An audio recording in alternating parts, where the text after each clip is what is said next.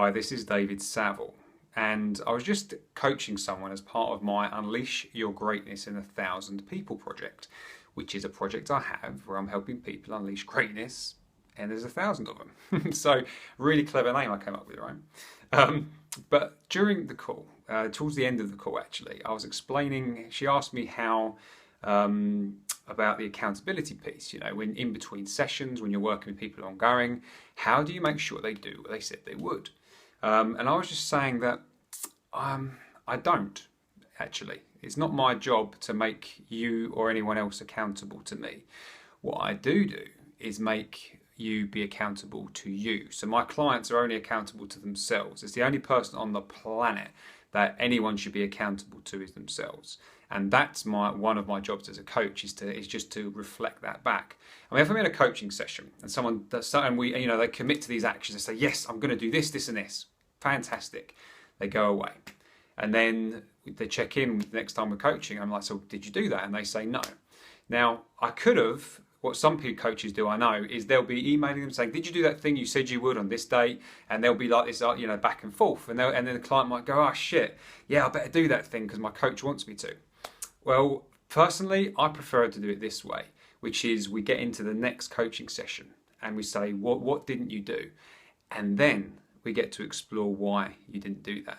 Because if you said you were going to do something and you didn't do it, there's a fucking good reason. Even if it seems like it's a bullshit reason, like laziness or procrastination or whatever surface level stuff that it may appear to be, there's always there's going to be something under there. And that's what I'm interested in that piece. You know, what is the piece that made you do that? Was it you didn't really want to do the thing in the first place? So why commit to it? You know, because people do commit to things they don't really want to do. You know, it happens to all of us at some point. Me a lot less these days, but occasionally might get caught by surprise.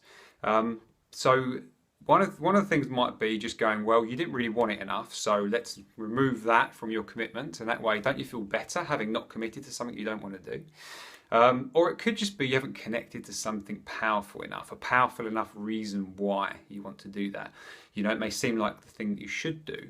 And actually, it may be something you want to do, but it gets confused, you know. So what I love to do is explore the deeper side of that as to what's really going on. That's exciting to me.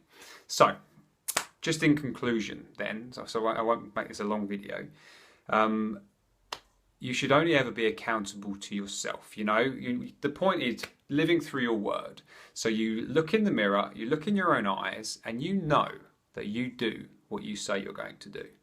Now, I fuck up regularly with this, by the way. I'll say stuff and then I don't do it. But the only person I need to be accountable is to me, right?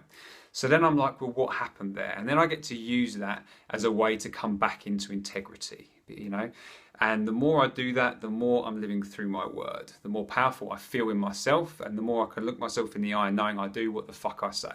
And that's what I want for everyone that I work with, and that's what I think you should have for yourself. That's what I want for every fucking person on the planet, you know? Full accountability to yourself and living through your word.